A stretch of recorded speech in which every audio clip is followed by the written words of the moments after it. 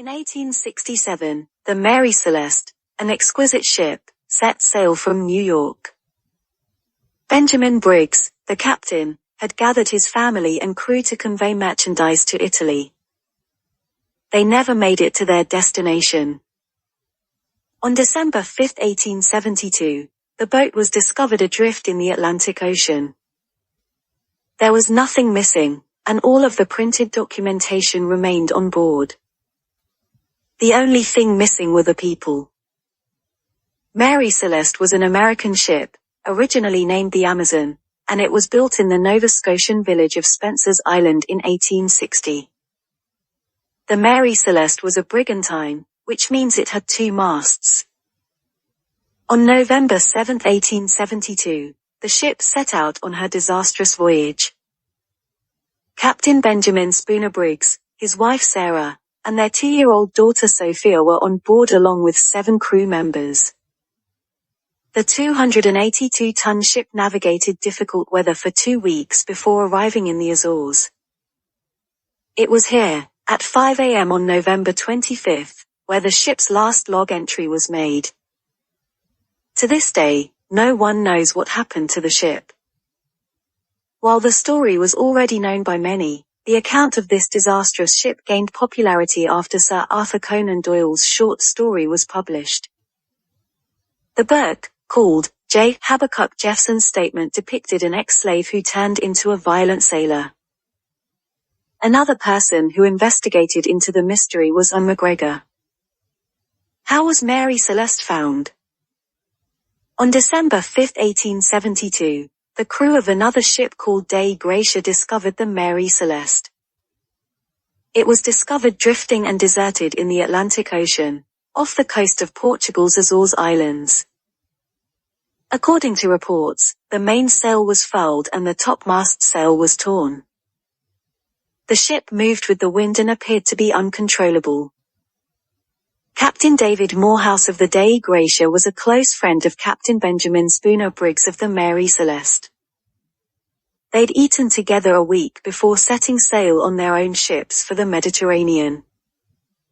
When Captain Morehouse recognized the ship as the Mary Celeste, he dispatched his first mate, Oliver Devoe, to see if everyone on board was all right. The drifting vessel was located at 38 degrees 20 minutes north, 17 degrees 15 minutes west, approximately 600 miles off the coast of Portugal, according to the first mate. However, boarding the ship was a difficult task. Despite repeated attempts to reach the crew, no one seemed to pull in the sails, and heavy winds dragged the vessel. When they eventually managed to scale the ship, they were astounded to discover that there was no one on board. The confounding facts were evident shortly. The shipmen and captain were nowhere to be seen, and the boat's single lifeboat disappeared. But, even as these 2 facts became known, it was discovered that the commodities aboard the ship, the cargo, and the people's personal items, were completely untouched. Here are some popular theories surrounding the case of the Mary Celeste. One explanation about the ghost ship that has garnered a lot of traction is the one centered on the alcohol barrels and the captain's choice to depart the ship before a fire broke out.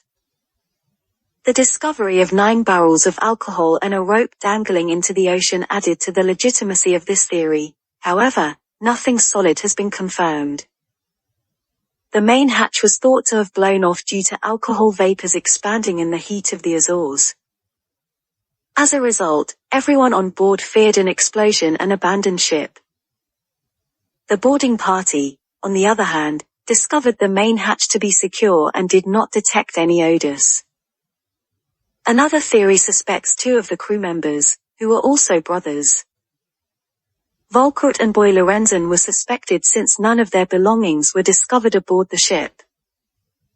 However, one of their cousins told McGregor that the brothers lost their things in a disaster in 1872 and had no reason to harm other crew members. Yet another theory pertains to bad weather as the culprit. Captain Briggs changed the path of the ship to sail north of Santa Maria Island the day before Mary Celeste arrived in the Azores, according to his logs.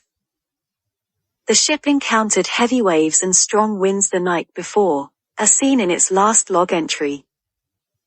However, the ship's captain and crew may have abandoned it for reasons other than bad weather. Another discovery was that Mary Celeste was freshly renovated and was carrying coal on its last cruise.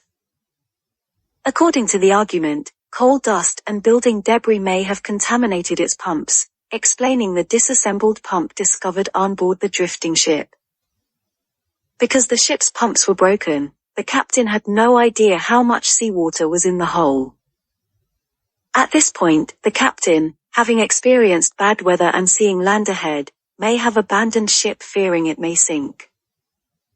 Other theories include everything from flying saucers, to the Bermuda Triangle, to mutiny aboard the vessel. The fact remains, no one truly knows what happened on board the Mary Celeste.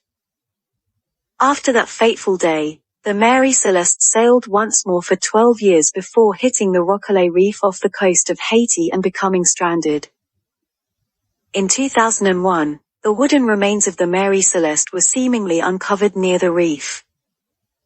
However, it later came to light that the remains were most likely from a tree that was still growing in 1894, 10 years after the Mary Celeste went down. To this day, the Mary Celeste has still not been recovered.